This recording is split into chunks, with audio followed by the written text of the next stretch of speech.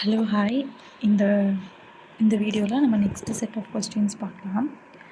First question, find the skin depth del at a frequency of 1.6 megahertz in aluminium where aluminium conductivity கொடுத்துருக்காங்க sigma and mu r கொடுத்துருக்காங்க. இப்போ first skin டெப்த்துன்றது ஒரு இம்பார்ட்டண்ட்டான parameter ஒரு antenna டிசைனிங்க்கு இல்லை ஒரு ஆர்எஃப் சர்க்யூட் டிசைன் பண்ணுறதுக்குன்ட்டு பார்த்தோன்னா ஸ்கின் டெப்த்துன்றது ஒரு இம்பார்ட்டண்ட்டான பேராமீட்டர். ஸோ ஸ்கின் டெப்த்னா என்னன்னு பார்த்தோன்னா measure of how deeply and electromagnetic wave penetrates into a conductor. அதுதான் வந்துட்டு இதோட எக்ஸ்ப்ளனேஷன். ஸ்கின் டெப்த்தோட ஃபார்முலா பார்த்தோன்னா del equal to √2 divided by omega mu sigma. இப்போ நமக்கு இதில் ஃப்ரீக்வன்சி கொடுத்துருக்காங்க. கிவன் டேட்டா வந்து ஃப்ரீக்வன்சி சிக்மா கண்டக்டிவிட்டி அதுக்கப்புறம் மியூஆர் 1ன்னு கொடுத்துருக்காங்க. மியூன்றது வந்து mu naught equal to mu naught mu r. Mu r இதில் 1, மியூ நாட்டோட வேல்யூ வந்துட்டு 4π × 10⁻⁻7. ஓகேவா? இப்போ வந்து ஃபஸ்ட்டு வந்து ஒமேகா கண்டுபிடிச்சிக்கலாம் equal to 2πf. So 2π × 1.6 megahertz omega போட்டுட்டு ரேட்ஸ் பர் செகண்டில் போட்டுக்கணும். நெக்ஸ்ட் வந்து ரேடியன் பர் செகண்டில் போட்டுரும். நெக்ஸ்ட்டு வந்து mu into epsilon mu into sigma. So sigma பார்த்தோன்னா வந்துட்டு மியூ வந்து mu not into mu R. Mu நாட்டோட வேல்யூ 4π × 10⁻⁻7. நமக்கு வந்து சிக்மா கண்டக்டிவிட்டி வேல்யூ தெரியும் 38.2 இன்ட்டு மெகாவில் இருக்குது. ஸோ இன்ட்டு 10⁻6 போட்டாச்சு. ஸோ இது மூணுத்தையும் மல்டிப்ளை பண்ணி ஒமேகா மியூ சிக்மா மல்டிப்ளை பண்ணோன்னா 4.82 × 10⁻8 வருது. ஸோ இந்த வேல்யூவை நம்ம வந்து டைரெக்டாக ஃபார்முலாவில் சப்ஸ்டியூட் பண்ணிடலாம். ஃபார்முலாவில் சப்ஸ்டியூட் பண்ணோன்னா 6.44 × 10⁻⁻5 மீட்டர்னு வரும். ஆப்ஷனில் வந்து எல்லாமே மைக்ரோமீட்டரில் இருக்கும். ஸோ வந்து அதுக்கேற்ற மாதிரி கன்வெர்ட் பண்ணி 64.4 மைக்ரோமீட்டர் வருது. ஸோ ஆன்சர் வந்து 64.4 micrometre answer. Next, by what factor is the magnitude of a phasor voltage wave reduced if the wave experiences an attenuation of 1 nebber? So இதுக்கு வந்துட்டு attenuation in nebber அதுக்கு formula வந்து A = ln of Vin by Vout. நமக்கு attenuation வந்து 1 nebberனு கொடுத்துருக்காங்க. So 1 என்ன கேட்டிருக்காங்கன்னா வந்துட்டு அந்த எவ்வளோ தூரத்துக்கு ரெடியூஸ் ஆகும்னு கேட்டிருக்காங்க. ஓகேவா? So ln of Vin by Vout. So Vin by Vout இந்த பக்கம் வச்சுட்டு இது இந்த பக்கம் போனால் ஆன்டி லான் ஆயிரும். Anti ln of 1 e⁻1 = E. ஈயோட வேல்யூ என்ன 2.71828.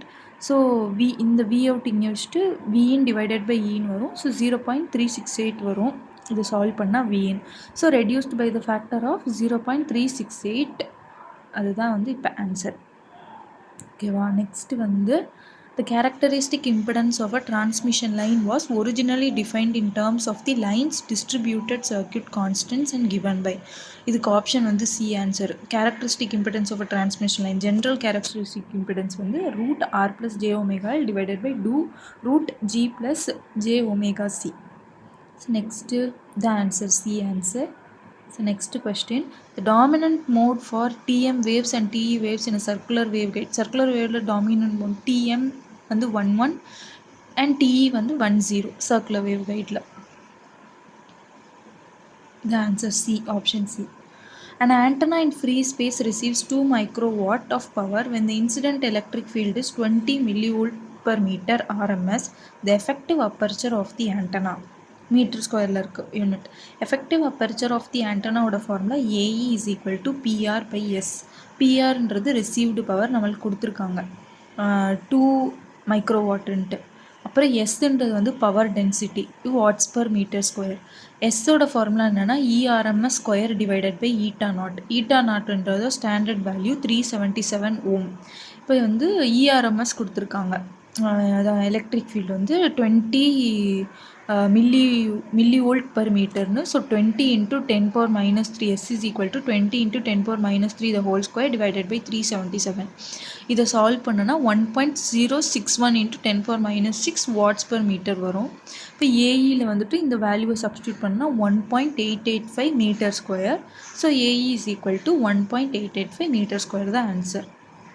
Okay, next which equation are regarded as a wave equation in frequency domain? இதில் எதுன்னு பார்த்தோன்னா Maxwell's equation answer A.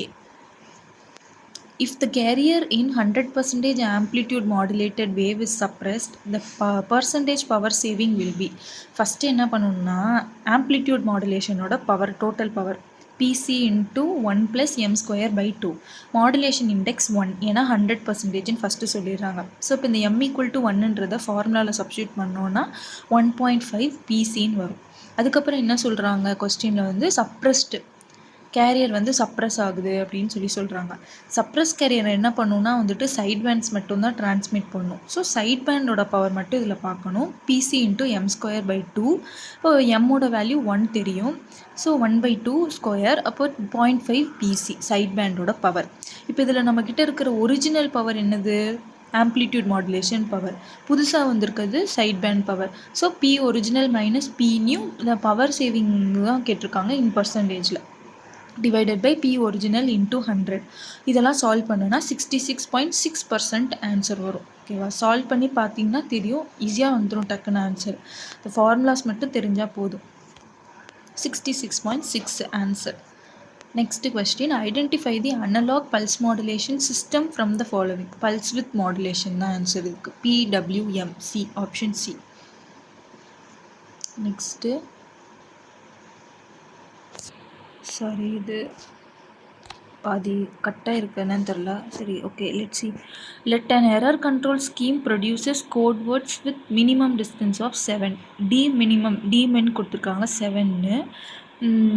If ND and NC denote the number of all possible error bits detectable and correctable respectively, then ND NC value கொடுத்துருக்காங்க. என்னன்ட்டு கேட்டிருக்காங்க. Minimum distance கொடுத்துட்டாங்க, hamming டிஸ்டன்ஸ்னு சொல்லுவாங்க. இது டிமின் வந்து 7ன்னு கொடுத்துட்டாங்க. NDனா என்னென்னா நம்பர் ஆஃப் எரர்ஸ் டிடெக்டபிள், NCனா நம்பர் ஆஃப் எரர்ஸ் கரெக்டபிள். இதை கண்டுபிடிக்கணும். NDயோட ஃபார்முலா டிமின் -1. ஸோ 7 - 1 6. NC வந்து d min -1 divided by 2. 6 divided 7 - 1 6. So divided by 2 3. So 6,3 தான் answer. Okay, next in a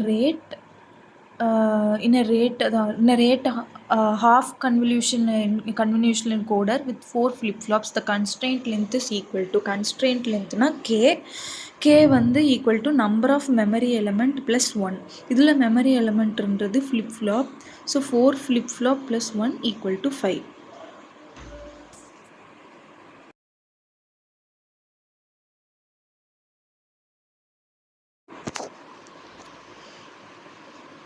answer வந்து 5. If the spread spectrum communication system uses chip rate of 2048 for the bit rate of 1 microsecond, processing gain offered by the system is. processing gain கேட்டிருக்காங்க, கண்டுபிடிக்கணும். First வந்து chip rate கொடுத்துருக்காங்க நம்மளுக்கு 2048 chips per பிட்டில் கொடுத்துருக்காங்க நம்மளுக்கு. வா,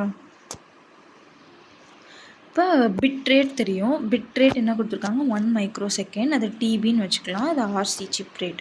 ப்ராசஸிங் கெயின் ஃபார்முலா என்ன? RC/RB ரெண்டுமே வந்து பிட்ஸ் பர் செகண்டில் இருக்கணும். ஓகேவா? ஸோ RB வந்து RB = 1 inverse of TB bit rate போட்டோன்னா நம்மளுக்கு கிடச்சிடும் 10⁶ பிட்ஸ் பர் செகண்ட், அதாவது 1 மெகாபிட்ஸ் பர் செகண்ட். ஓகேவா? இப்போ ஆர்சியை வந்துட்டு நம்ம பிட்ஸ் பர் செகண்டுக்கு மாற்றணும்.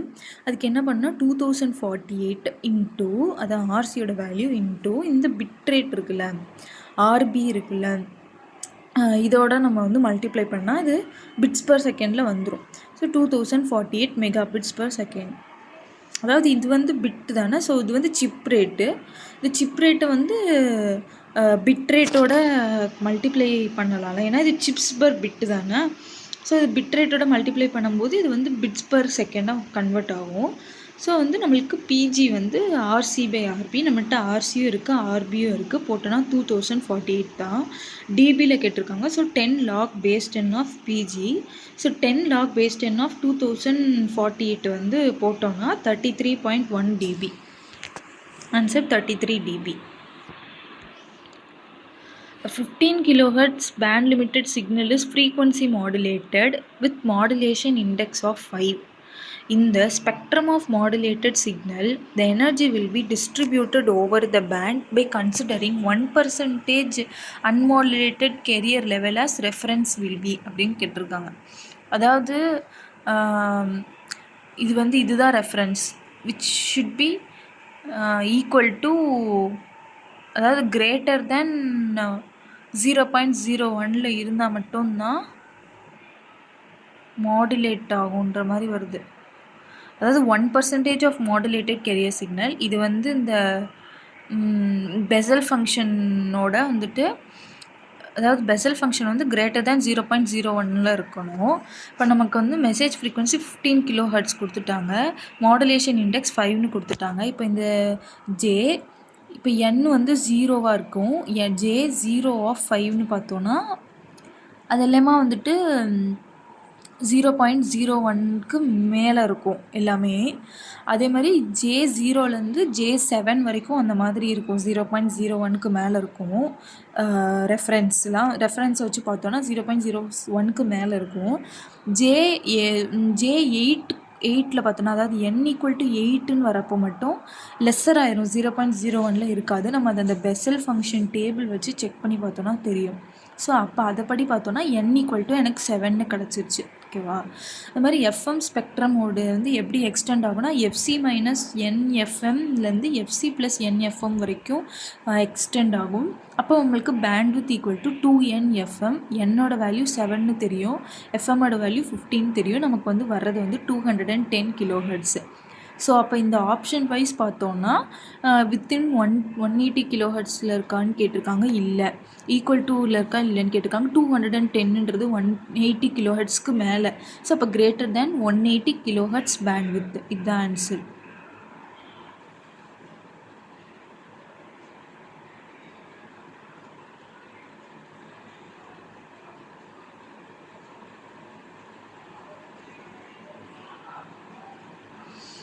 A single tone signal with 50 Hz is sampled at a rate 75 samples per second, and samples are passed through an ideal low pass filter with a cutoff frequency of 60 Hz.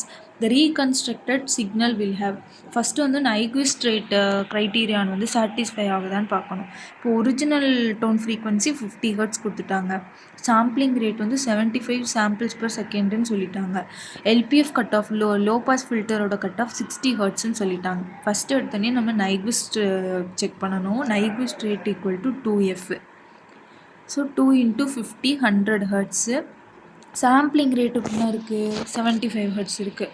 So under sampling தான். ஓகேவா? Under sampling ரேட்டோட கம்மியாக இருக்குது. So aliasing occur ஆகுது.